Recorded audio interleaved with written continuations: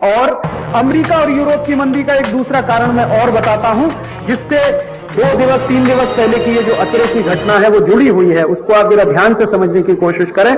ये जो वॉशिंगटन में इतना बड़ा तमाशा हो गया, 2 बड़े टॉवर्स को ध्वस्त कर दिया एक हवाई जहाज ने। ये 2 बड़े टॉवर्स करीब करीब 110 मंजिल वाले थे, जिसमें पता नहीं कितने हजार लोग मरे हैं।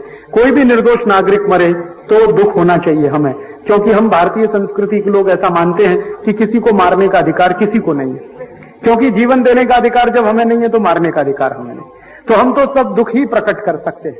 लेकिन ये जो घटना घटित हुई है, इसका मंदी के साथ सीधा रिश्ता है, मैं ऐसा मानता हूं। आप मेरी बात को थोड़ा हो सकता है आज हंसें, लेकिन आप देखेंगे 10 वर्ष के बाद मेरी बात आपको पूरी की पूरी सच दिखाई देगी।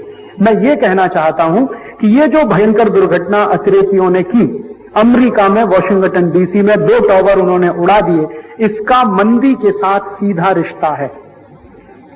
आप पूछोगे कैसे, वो मैं बताता हूं। यूरोप और अमेरिका में मंदी क्यों आती है?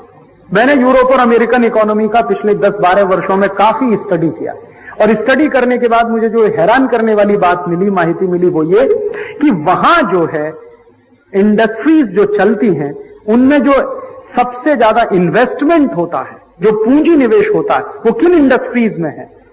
हाईएस्ट इन्वेस्टमेंट अमेरिका में वॉर इंडस्ट्री में है। वॉर इंडस्ट्री माने युद्ध के उद्योग, युद्ध के उद्योग माने हथियार बनाने वाली बड़ी बड़ी कंपनियां। मैं कुछ नाम लेता हूं आपको। एक बहुत बड़ी कंपनी है रैथियन कॉरपोरेशन, हजारों अबज डॉलर के हथियार हर साल बनाती है, अमेरिका की सबसे बड़ी कंपनी है हथियार बनाने वाली। दूसरी नंबर की जो कंपनी है अमेरिका की, एक्सॉन, हथियार बनाने वाली दूसरे नंबर की सबसे बड़ी कंपनी। तीसरी अमेरिका की कंपनी है फोर्ड। आपको जानकारी है कि फोर्ड कार बनाती है। कार बनाना तो छोटा सा धंधा है उसका, जो कुल धंधा है उसके 5% में वो कार बनाते हैं। 95% इन्वेस्टमेंट उनका वॉर इंडस्ट्री में है, फोर्ड का।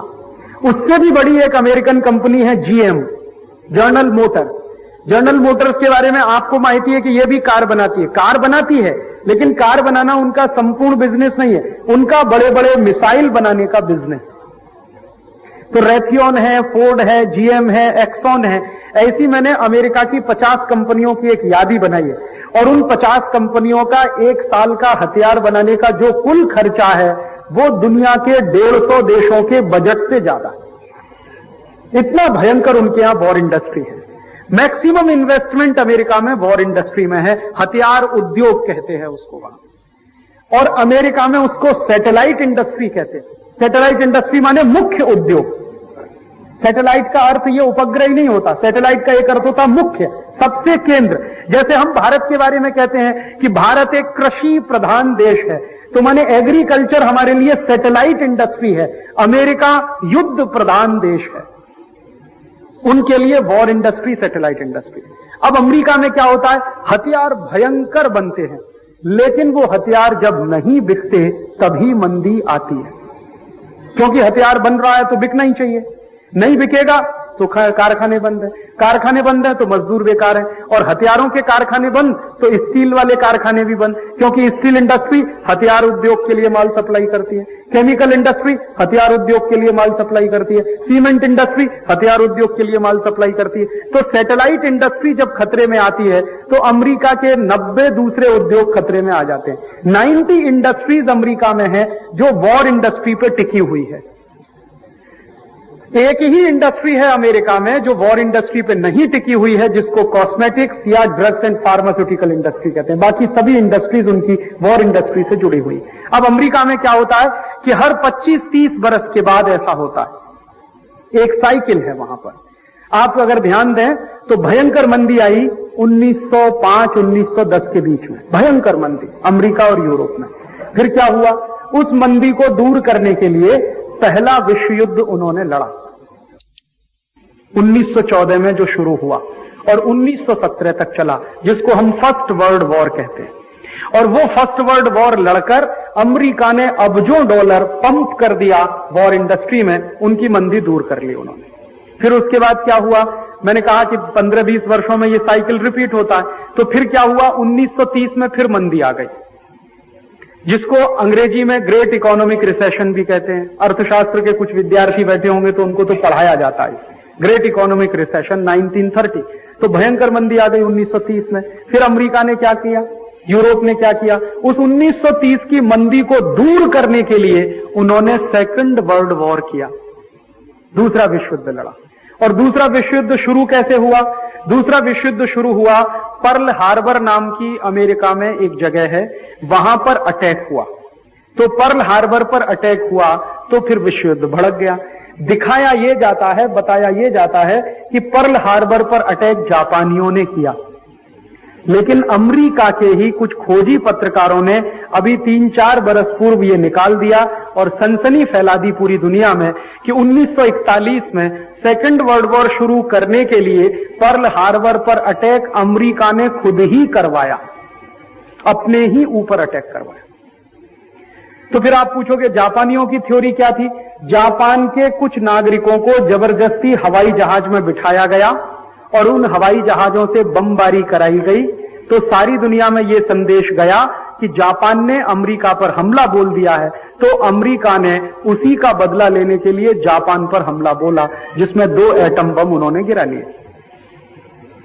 और 2 एटम बम गिराने के पहले भरपूर युद्ध लड़ा। रूस, ब्रिटेन और ये सब एक दूसरे के दुश्मन हो गए। एक बाजू में मित्र देश, दूसरे बाजू में शत्रु देश। 3 साल भयंकर युद्ध चला, 1941 से लेकर 1944। और 1944 में जब युद्ध धीरे धीरे कम हुआ, तो क्यों कम हुआ? उसकी बड़ी इंटरेस्टिंग स्टोरी है। वो ये कि अमेरिका की हथियार बनाने वाली कंपनियों के सारे गोडाउन्स खाली हो गए, इसलिए शांति हो गई। और शांति भी कैसी जबरदस्त हुई, दुनिया में एक पीस उन्होंने बनाया, वर्ल्ड पीस कॉन्फ्रेंस बोला। और उस वर्ल्ड पीस कॉन्फ्रेंस का जो रिजल्ट निकला, आउटपुट निकला, वो यूनाइटेड नेशंस बन गया। और यूनाइटेड नेशंस को यह कहा गया कि भविष्य में कभी भी युद्ध नहीं होना चाहिए। तो फिर उन्होंने 1 साल की, 2 साल की, 3 साल की युद्ध की लड़त के बाद अपनी मंदी को कम कर लिया। अब वो मंदी कम हो गई, फिर उसके बाद अब फिर मंदी आ गई अमेरिका में। अब मंदी आई है तो फिर उनको युद्ध लड़ना है। बीच में भी एक बार मंदी आई थी 1980 के आसपास, तो उस मंदी को दूर करने के लिए उन्होंने इराक और ईरान को आपस में लड़वा दिया।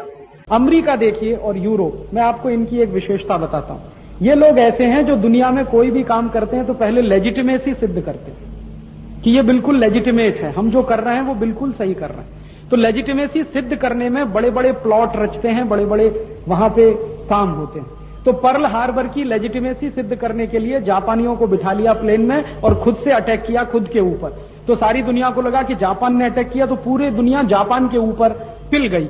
बाद में उनको गलती हुई कि हमसे गलती हो गई। और अब पर्ल हार्बर के बारे में अमेरिका के सब लोग मानते हैं, वहां के हिस्टोरियन भी कहते हैं कि वो भाई हमारा ही अटैक था हमारे ऊपर। क्यों? क्योंकि हमें लगता था कि वो जरूरी है, सेकंड वर्ल्ड वॉर नहीं होता तो हम तो मंदी दूर नहीं कर पाते।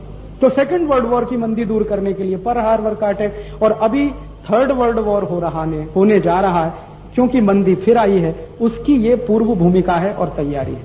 अब इस भूमिका में अमेरिका अकेले नहीं लड़ना चाहता। अमेरिका क्या चाहता है? दुनिया के सब देश उसके साथ आ जाएं। नाटो नाम का एक ग्रुप है, नॉर्थ अटलांटिक ट्रीटी ऑर्गेनाइजेशन, उसमें 17-18 देश हैं। अमेरिका ये चाहता है कि ये सब मेरे साथ हों। क्यों चाहता है? क्योंकि अमेरिका ये कहता है और मानता भी है कि मैं अकेले लड़ूंगा तो हथियारों की खपत कम होगी, एक ही आर्मी तो लड़ेगी। अब नाटो मिलकर लड़ेगा तो 18 गुनी बढ़ जाएगी। और मजे की बात उनकी क्या है कि अमेरिका के राष्ट्रपति जॉर्ज बुश ने पिछले 2-3 दिन में एक ही अभियान किया है, वो ये कि अपनी संसद में रातों रात $40 अरब का बजट पारित कराया है स्ट्राइक करने के लिए, माने हमला बोलने के लिए। और हमला बोलना कहां है? अफगानिस्तान पे बोलना है, सूडान पे बोलना है, लीबिया पे बोलना है। उनका टारगेट पहले से फिक्स है। अफगानिस्तान पे हमला बोलेंगे, लीबिया पे बोलेंगे और ये सूडान पे बोलेंगे। और अगर लग गया हाथ तो फिलिस्तीन पे भी बोल सकते हैं या एक आध किसी और देश पे बोलेंगे। तो उनका भूमिका यह है कि पोलराइजेशन हो जाए दुनिया में, क्रिश्चियनिटी वर्सेस इस्लाम, ये वो चाहते हैं। इस्लाम एक तरफ हो जाए, इस्लामिक देश एक तरफ हो जाए, क्रिश्चियन देश एक तरफ हो जाए, दोनों मिलकर लड़ें और अच्छे से युद्ध हो तो मंदी दूर हो जाएगी। और मैं आपको बताता हूं, इस युद्ध का कोई नतीजा नहीं निकलेगा, क्योंकि दोनों युद्धों का कोई नतीजा नहीं निकला, ना सेकंड वर्ल्ड वॉर का ना first world war. Second world war खत्म हुआ, उसके बाद फिर शांति की बात करनी पड़ी, समझौता करना पड़ा। सेकंड वर्ल्ड वॉर के पहले फर्स्ट वर्ल्ड वॉर में भी यही हुआ, अभी फिर वही होगा। हो सकता है 2-3 महीने 4 महीने या हो सकता है साल भर युद्ध खिंच जाए, साल भर युद्ध के बाद फिर समझौता होगा। क्योंकि मेरी ऐसी मान्यता है कि दुनिया का कोई भी राष्ट्र किसी दूसरे राष्ट्र को संपूर्ण नहीं मिटा सकता। जब सेकंड वर्ल्ड वॉर में आप नहीं मिटा पाए तो अभी क्या मिटा लेंगे। लेकिन इससे तबाही बहुत भयंकर हो गई। हो सकता है 1-8 करोड़ लोग मारे जाएं या उससे भी ज्यादा मारे जाएं, भयंकर तबाही हो। और इनको कोई दर्द नहीं है तबाही होने का, उनको लगता है कि उनका काम पूरा होना चाहिए। और इसमें जब तबाही होगी तो आप जान लीजिए हम और आप भी नहीं बच पाएंगे। ऐसा हम मानकर बैठे हों कि अफगानिस्तान पर अटैक होगा, गलती से कोई मिसाइल दिल्ली की तरफ मुड़ गई तो क्या हो। क्योंकि हो चुका है कई बार। मैं आपको एक सच्ची घटना बताता हूं। अभी अमेरिका ने अफगानिस्तान पर थोड़े समय पहले हमला किया था। गलती से उनकी एक मिसाइल चाइना के उनके उसमें चली गई थी, एम्बेसी ऑफिस तोड़ दिया था पूरा ऑफिस, मर गए थे उसमें कई चाइना। अमेरिका ने बाद में माफी मांगी थी। तो इसका तो कोई भरोसा नहीं है। कितनी ही गाइडेड मिसाइल्स हो, कंप्यूटर प्रणाली काम करना बंद कर दे तो कहीं का कहीं जाके टकराती और क्या तबाही कर सकती है आप उसकी कल्पना कर सकते हैं। और अगर किसी मिसाइल में केमिकल वेपन्स उन्होंने लगा दिए तो तबाही तो और भयंकर होगी। क्योंकि अमरीकियों का तो चरित्र ऐसा है। वियतनाम में वॉर हुआ था, आप सबको शायद याद होगा जितने बड़े लोग हैं। तो वियतनाम में इन्होंने लाखों लोगों को केमिकल वेपन से मारा था, लाखों लोगों को। बाद में यह भी माना था हमसे गलती हुई थी, क्योंकि निर्दोष लोग बहुत मारे गए थे उसमें। तो जब भी युद्ध होता है निर्दोष लोग ही मारे जाते हैं। अब अमेरिका क्या कहता है, ओसामा बिन लादेन हमें चाहिए। भाई तुमको ओसामा बिन लादेन चाहिए तो ओसामा बिन लादेन लाने के रास्ते बहुत सारे हैं, युद्ध लड़ने का ही एक रास्ता थोड़ी है। ओसामा बिन लादेन को पकड़ के अमेरिका ले जाने के लिए बहुत सारे तरीके, आप कोई भी तरीका इस्तेमाल कर सकते हैं। लेकिन अमेरिका चाहकर भी ओसामा बिन लादेन को अरेस्ट नहीं कर रहा, क्योंकि लड़ना तो उसी से है ना। अब दुश्मन को ही अरेस्ट कर लेंगे फिर लड़ाई किससे लड़ेंगे। ऐसे ही सद्दाम हुसैन की बात चली थी, तो सद्दाम हुसैन को पकड़ने के 50 तरीके थे, लेकिन उन्होंने कोई तरीका नहीं अपनाया। सद्दाम हुसैन को जिंदा छोड़ा ताकि लड़ने के लिए कोई तो रहे सामने। तो सद्दाम हुसैन भी जिंदा रहेगा, ओसामा बिन लादेन भी जिंदा रहेगा और युद्ध चलता रहेगा ताकि उनके हथियार बिकते रहे। तो मेरी ऐसी मान्यता है कि इस समय अमेरिका और यूरोप के देशों ने अपनी आई हुई भयंकर मंदी को दूर करने के लिए वही खेल खेला है जो 1945 में उन्होंने खेला था। और 10 बरस के बाद हो सकता है कि वही बात फिर सामने निकल कर आए, जैसे अभी पर्ल हार्बर की बात सब सामने आ गई निकलकर कि हां हमने अपने ही ऊपर अटैक किया था क्योंकि हमें उसकी जरूरत थी। और ये सब जो है मान कर बैठे हैं कि अभी 1-8 हफ्ते में युद्ध हमें शुरू करना है, उसकी भूमिका बना रहे हैं। अब भूमिका एक ही बन रही है कि ज्यादा से ज्यादा देशों को साथ ले लें। तो इसमें फायदा पता है क्या होगा, नाटो जब साथ में आएगा तो युद्ध का खर्चा बराबर बांटा जाएगा, नहीं तो अमेरिका के ऊपर ही पूरा बोझ आ जाएगा। अमेरिका बहुत चालाक है, आप चाहे अमेरिका अकेले अटैक कर सकता, कोई मुश्किल थोड़ी है। अफगानिस्तान को अटैक करना अमेरिका के लिए तो मुश्किल नहीं है, क्योंकि अफगानिस्तान उनके टक्कर का देश नहीं है। लेकिन अमेरिका नहीं चाहता कि वो अकेले अटैक करे, वो क्या कहता है सबको मेल जोल कर अटैक करो। तो मेल जोल से अटैक के क्या होगा कि अटैक करने का मान लो $200 अरब का खर्चा आया, तो नाटो के 18 देश हैं, सब में बराबर बराबर बढ़ जाएगा। तो अमेरिका का अपना खर्चा कम होगा और हथियार उनके मैक्सिमम बिकेंगे, क्योंकि हथियार नाटो में कोई नहीं बनाता सिवाय अमेरिका के। एक ही देश है जो हथियार बनाता है, अमेरिका। बाकी नाटो के जितने भी देश हैं वो उनसे लेते हैं, खरीदते हैं, तो उनकी सप्लाई होगी। अब आप देखो कि खर्चा युद्ध में जब होगा तो वापस अमेरिका में ही पहुंचेगा वो पैसा। नाटो के देश जितना भी खर्च करेंगे हथियार खरीदने में, वो जाएगा अमेरिकी कंपनियों के खाते में, तो पैसा तो अमेरिका में वापस ही आने वाला है। उसी पैसे से वो अपनी मंदी को दूर करने की योजना बनाते हैं। और जब उनकी वॉर इंडस्ट्री रेगुलेट हो जाएगी तो 90 इंडस्ट्रीज उनकी अपने आप जिंदा हो जाएंगी, तो रिसेशन उनका अपने आप हो जाएगा। ये है सारी बात।